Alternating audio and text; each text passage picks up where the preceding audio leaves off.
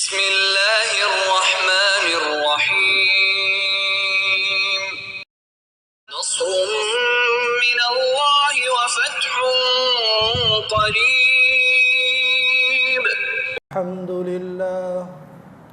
الحمد لله وكفى وسلام على عباده الذين اصطفى أما بعد فأعوذ بالله من الشيطان الرجيم بسم الله الرحمن الرحيم والذين هم لأماناتهم وعهدهم راعون وقال تعالى في مقام آخر إن الله يأمركم أن تؤدوا الأمانات إلى أهلها قال رسول الله صلى الله عليه وسلم لا إيمان لمن لا أمانة له صدق الله العظيم وصدق رسوله النبي الكريم ونحن على ذلك لمن الشاهدين والشاكرين والحمد لله رب العالمين.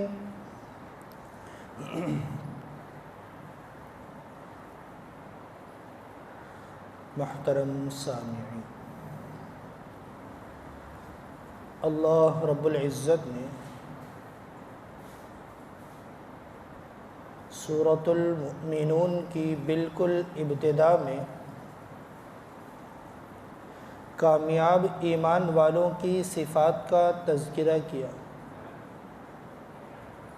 کہ جو مؤمن، جو ایمان والے یہ چاہتے ہیں وہ کامیاب ہو جائیں تو ان کے اندر ان صفات کا پایا جانا ضروری ہے. ایک صفت یہ ذکر کی والذین هم لأماناتهم وعہدهم راعون، کہ کامیاب ایمان والے کے اندر یہ صفت ہونی چاہیے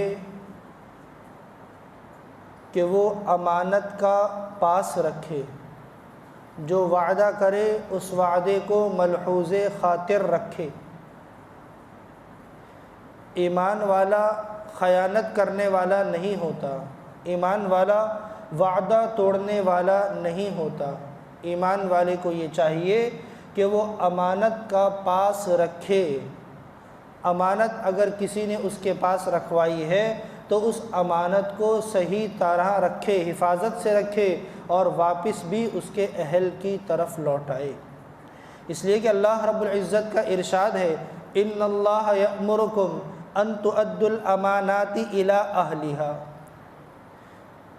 اللہ اپنے نبی کو مخاطب ہیں اور پوری امت محمدیہ کو اللہ یہ حکم دے رہے ہیں، بے شک اللہ تم سب کو یہ حکم دیتا ہے ان تؤدوا الامانات الی اہلہا، کہ امانت کو اس کے اہل کی طرف لوٹاؤ.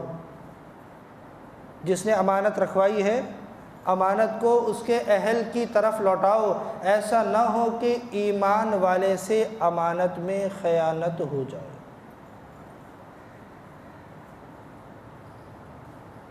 جناب رسول اللہ صلی اللہ علیہ وسلم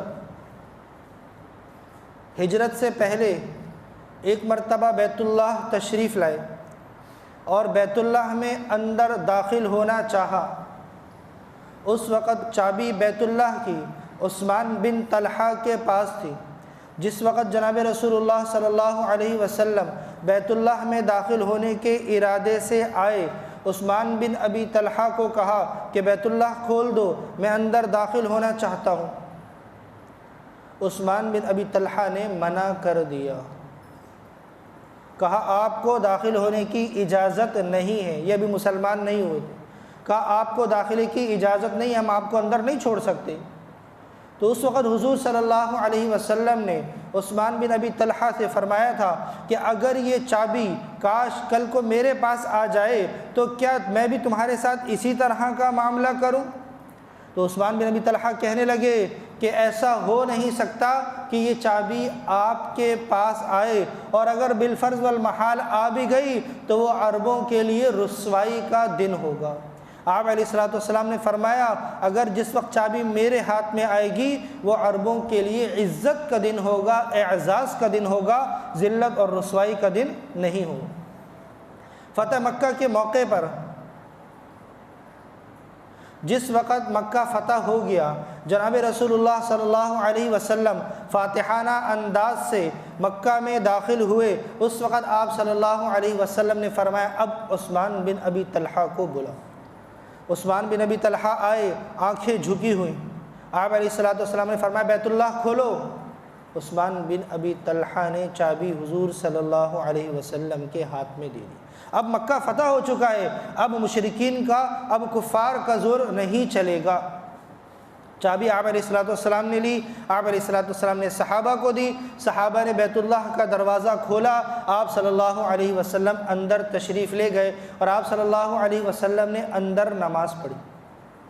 جس وقت جناب رسول اللہ صلی اللہ علیہ وسلم مکہ بیت اللہ سے باہر تشریف لائے، آپ علیہ السلام یہ آیت ہی تلاوت فرما رہے تھے، ان اللہ یأمرکم ان تؤدوا الامانات الی اہلھا۔ اے نبی، اللہ آپ کو حکم دیتا ہے امانت کو اس کے اہل کی طرف لوٹا دیجیے۔ آپ علیہ الصلوۃ والسلام نے واپس باہر آنے کے بعد وہ چابی عثمان بن ابی طلحہ کو دی۔ اب جب یہ چابی آپ علیہ السلام نے عثمان بن ابی طلحہ کو دی تو وہ انتہائی افسردہ، آنکھوں سے آنسو بہہ رہے کہ جس وقت چابی میرے پاس تھی تو میں نے ان کے ساتھ سختی کا معاملہ کیا تھا اور ان کے بارے میں میں نے کہا تھا کہ اگر آپ کے پاس چابی آ گئی تو یہ ہمارے لیے ذلت کا دن ہوگا، لیکن جب اللہ نے ان کو چابی دی تو انہوں نے میری چابی مجھے واپس لوٹائی۔ اور آپ علیہ الصلوۃ والسلام نے اس وقت یہ اعلان فرمایا تھا کہ قیامت تک کے لیے بیت اللہ کی چابی عثمان بن ابی طلحہ کے خاندان میں رہے گی۔ اس وقت عثمان بن ابی طلحہ رضی اللہ عنہ بن گئے، کلمہ پڑھ کر مسلمان ہو گئے۔ یہ جو اللہ رب العزت نے آیت نازل فرمائی ہے، ان اللہ یأمرکم ان تؤدوا الامانات، اے نبی آپ امانت کو اس کے اہل کی طرف لوٹا دیجئے۔ عثمان بن ابی طلحہ سے حضور علیہ الصلوۃ والسلام نے کوئی چابی بطور امانت کے نہیں لی تھی، بلکہ آپ علیہ الصلوۃ والسلام فاتحانہ انداز میں مکہ میں داخل ہو چکے تھے۔ اب ساری کی ساری امیری اور کہہ لیا جائے ساری کی ساری بادشاہی حضور علیہ الصلوۃ والسلام کی تھی، حضور چاہے لوٹائیں چاہے نہ لوٹائیں۔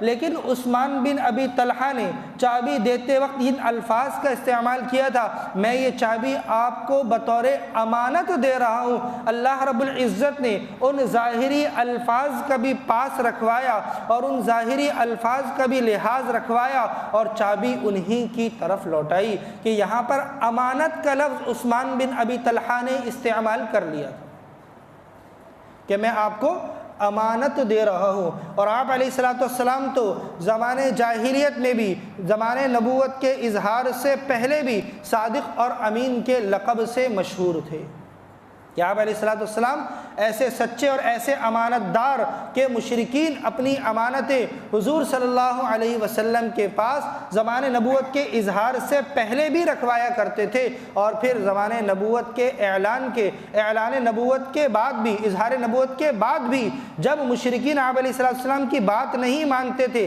ضد پر تھے، لیکن تب بھی اپنی امانتیں حضور کے پاس رکھوا کر جایا کرتے تھے۔ کفار جب بھی کہیں سفر میں کوئی جا رہا ہوتا اپنی قیمتی چیز لا کر حضور صلی اللہ علیہ وسلم کے پاس رکھواتا کہ اے اللہ کے نبی آپ میری چیز رکھ لیجئے، میں باہر جا رہا ہوں، سفر پر جا رہا ہوں، شام جا رہا ہوں تجارت کے لیے، واپس آ کر آپ سے اپنی یہ چیز وصول کروں گا۔ جس وقت حضور صلی اللہ علیہ وسلم نے ہجرت کا ارادہ فرمایا، اللہ نے ہجرت کا حکم دیا، رات کا پہر تھا، آپ علیہ الصلوۃ والسلام کے پاس اس وقت مشرکین مکہ کی امانتیں رکھی ہوئی تھی۔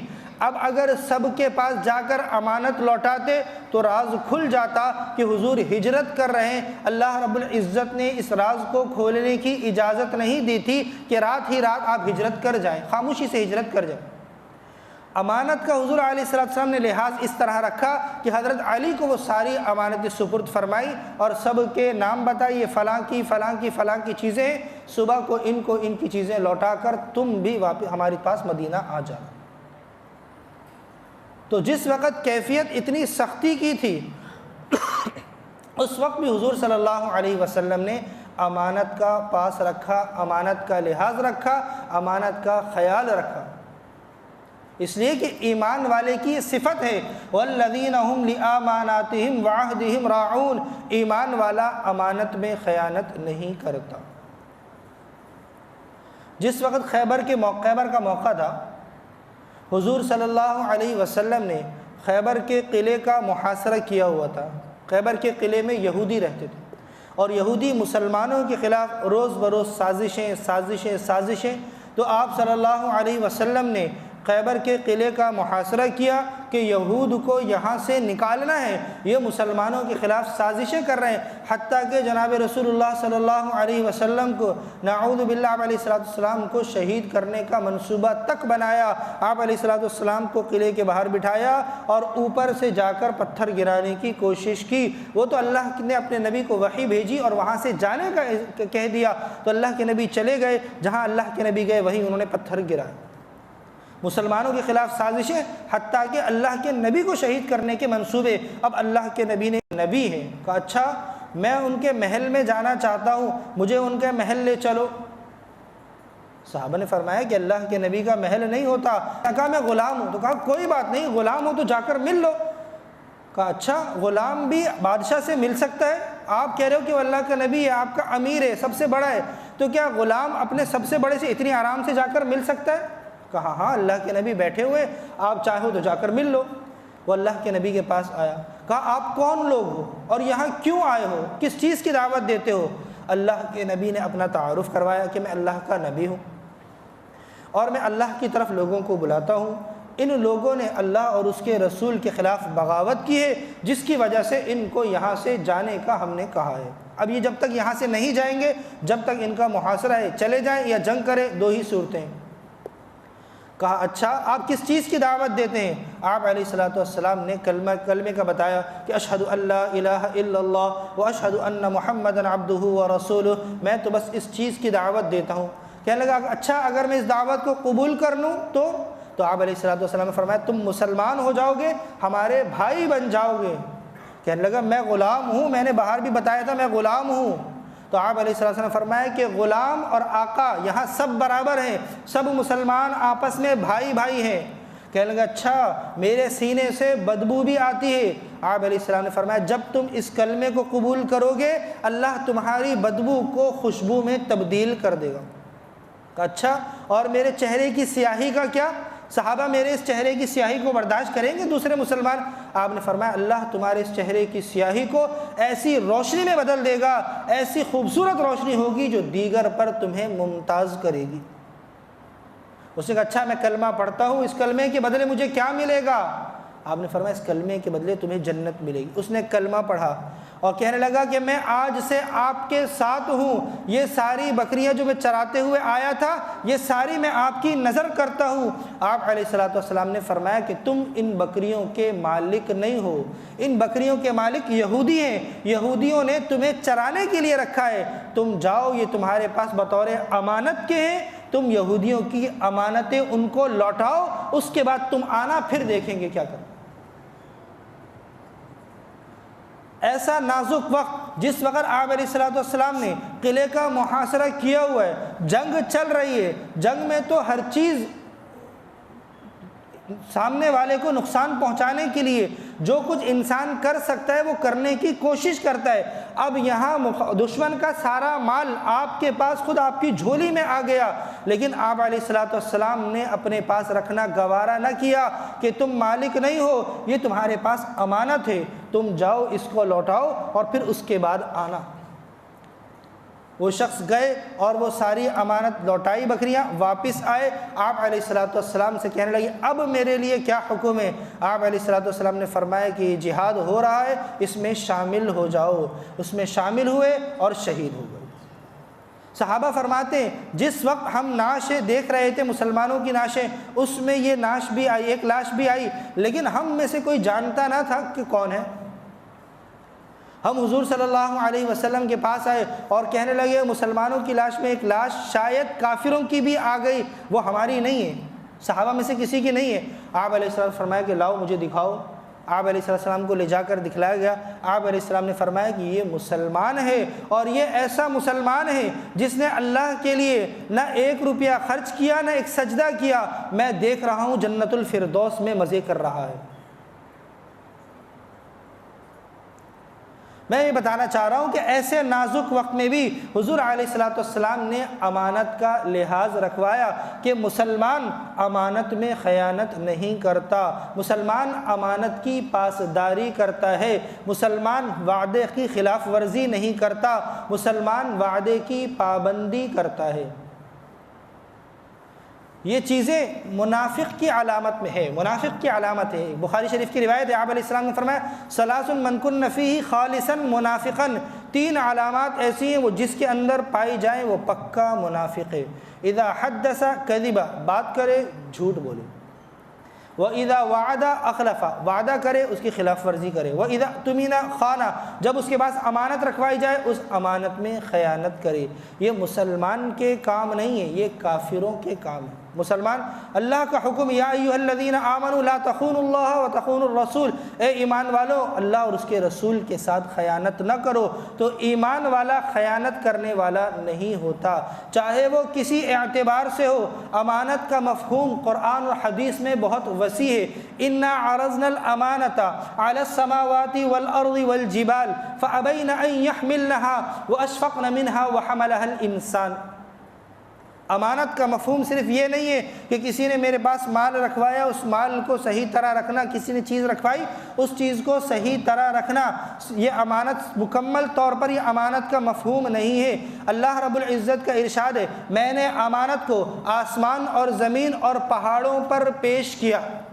محدثین نے لکھا ہے اللہ رب العزت جس امانت کو آسمان پر پیش کر رہے ہیں، اللہ رب العزت جس امانت کو زمین پر پیش کر رہے ہیں، جس امانت کو پہاڑوں پر پیش کر رہے ہیں، وہ کیا امانت ہے؟ مفسرین نے لکھا ہے وہ امانت شریعت کے احکام ہیں۔ اللہ رب العزت نے پہلے آسمان کو مخاطب کیا تھا، پھر زمین کو مخاطب کیا، پھر پہاڑ کو مخاطب کر کے یہ فرمایا کہ میں تمہیں شریعت کے احکام دے رہا ہوں، میں تمہیں عقل دے رہا ہوں، میں دنیا میں آزادی دے دوں گا، جیسے چاہے زندگی گزارو، اگر میری مان کر گزارو گے اس اختیار کے بعد تو ہمیشہ کی کامیابی دوں گا، اس اختیار کے بعد اگر میری نافرمانی کرو گے تو ہمیشہ کی ناکامی دوں گا۔ زمین آسمان اور پہاڑ نے فَأَبَيْنَ أَن يَحْمِلْنَهَا، اس کو اٹھانے سے، اس امانت کے بوجھ کو لینے سے انکار کر دیا کہ اللہ ہم اس بوجھ کو نہیں اٹھا سکتے۔ یہ شریعت کے احکام جو آپ عطا فرما کر عقل عطا فرما رہے اور اس کے بعد جو اختیار دے رہے ہیں، اگر اس اختیار کے بعد ہم نے آپ کی نافرمانی کر دی تو ہم ہمیشہ کے لیے پریشانی میں چلے جائیں گے۔ اس لیے ہم جس حال میں ہیں اسی حال میں ہم خوش ہیں کہ ہمارے لیے ہمیشہ کی ناکامی تو نہیں، دائمی عذاب تو نہیں۔ وَحَمَلَهَا الْإِنسان، اس شریعت کے احکام کو اللہ رب العزت نے جب انسان کو دیا، ساری ارواح کو اللہ نے جمع کر کے انسان سے کو اللہ نے مخاطب کر کے فرمایا کہ میں تمہیں شریعت دے رہا ہوں، میں تمہیں عقل دے رہا ہوں، میں تمہیں اختیار دے رہا ہوں، تم اس بوجھ کو، اس امانت کے بوجھ کو اٹھاؤ گے۔ ساری انسانیت نے اقرار کیا تھا، تب اللہ نے اس امانت کو عطا فرمایا۔ یہ شریعت کے احکام ہمارے پاس بطور امانت ہے، یہ زندگی ہمارے پاس بطور امانت ہے، یہ اعضاء و جوارح ہمارے پاس بطور امانت ہے۔ ان السمع والبصر والفؤاد کل اولئک کان عنہ مسئولا، اللہ رب العزت کا ارشاد ہے ان السمع کان، والبصر آنکھیں، والفؤاد دل، یہ میں نے تمہیں بطور امانت کے دی ہیں، ان سب کے بارے میں تم سے پوچھوں گا۔ یہ مال جو اللہ نے دیا، یہ مال اللہ کی طرف سے امانت ہے۔ زمین انسان کے قدم اس وقت تک نہیں چھوڑے گی جب تک اللہ کو اس امانت کا جواب نہ دے دے کہ مال کس طرح کمایا اور کن کن مصارف میں خرچ کیا۔ تو یہ زندگی اللہ کی امانت ہے، اس امانت کو اگر صحیح طرح استعمال نہ کیا تو یہ امانت میں خیانت ہے۔ یہ اعضاء و جوارح امانت ہے، صحیح استعمال نہ کیا خیانت ہے۔ وہی ہے جو امانت کی پابندی کرے، امانت کی پاسداری کرے۔ لا ایمان لمن لا امانت لہ، ایک حدیث میں آپ علیہ السلام فرمایا جو امانت کا خیال نہیں رکھتا وہ مسلمان ہی نہیں، وہ ایمان کامل ایمان والا ہی نہیں۔ تو اس لیے جو اللہ رب العزت نے ہمیں نعمتیں عطا فرمائی ہیں، جو زندگی عطا فرمائی ہے، اعضاء و جوارح عطا فرمائے ہیں، مال و دولت، اسباب، اولاد عطا فرمائی ہے، یہ اللہ کی طرف سے امانت ہے۔ اس امانت کا صحیح طرح استعمال کرنا لازم ہے، غلط استعمال میں اللہ کی طرف سے پوچھ گچھ ہوگی۔ اللہ ہم سب کو اس امانت کو صحیح طرح استعمال کرنے کی توفیق نصیب فرمائے۔ وآخر دعوانا الحمد للہ رب العالمین۔